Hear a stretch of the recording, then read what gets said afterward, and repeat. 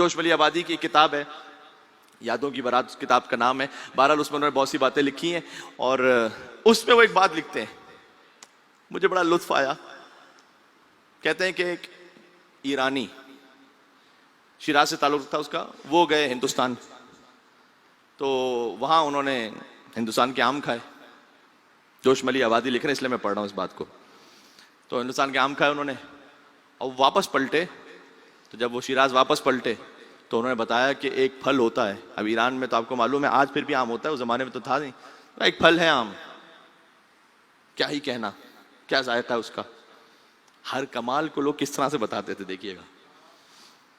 تو لوگوں نے پوچھا کہ کیا انگور اور سیب سے بھی بہتر ہے؟ دیکھا با مراحل بہتر ہے. کہ اچھا اس کا مزہ بتاؤ. اب جوش کہتے ہیں کہ مزہ کیسے بیان کیا جائے؟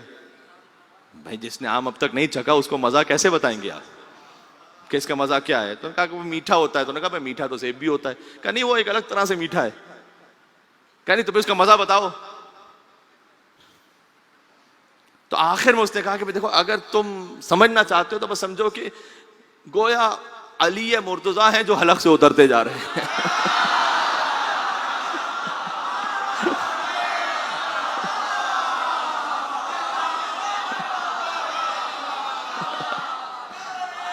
ہر کمال منسوب ہے وہاں سے.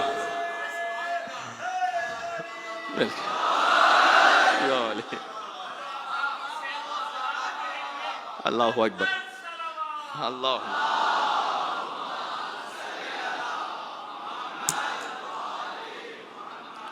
ہاں تو ہر کمال جو ہے نا بلندی وہاں سے. اس لیے انیس نے جب اپنا مرثیہ شروع کیا مولا علی کے لیے تو یہ کہا کہ عرش خدا مقام جناب امیر ہے.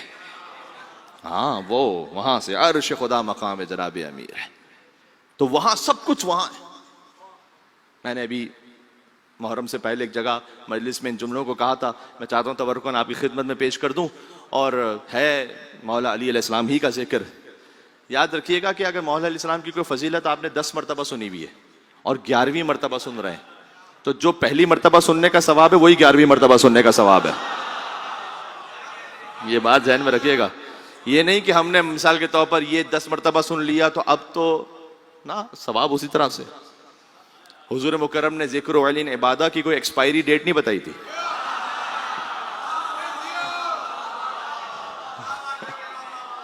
ہاں آج تو کسی اور ہی مزاج میں بات ہو رہی ہے، کیا کہ تو کوئی ایکسپائری ڈیٹ نہیں بتائی تھی کہ بس اتنا سن لیا تو بس ثواب ختم. بس ہاں ذکر و علین عبادہ.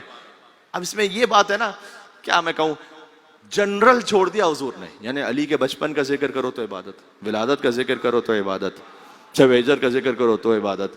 یعنی اس میں یہ ہے کہ حضور مکرم نے مولا کائنات کی پوری زندگی کے ایک ایک لمحے کی ضمانت لے لی. اس کا مطلب کیا ہوا؟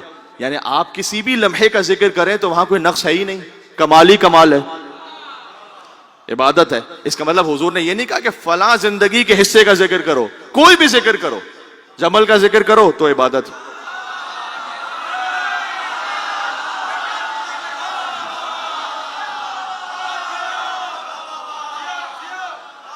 کیونکہ علی کا ذکر ہو رہا ہے. صفین کا ذکر کرو عبادت، نہروان کا ذکر کرو عبادت، شب ہجر کا ذکر کرو عبادت، بدر احد و خیبر و خندق کا ذکر کرو عبادت، علی کی زکات کا ذکر کرو عبادت، علی کے سجدوں کا ذکر کرو عبادت.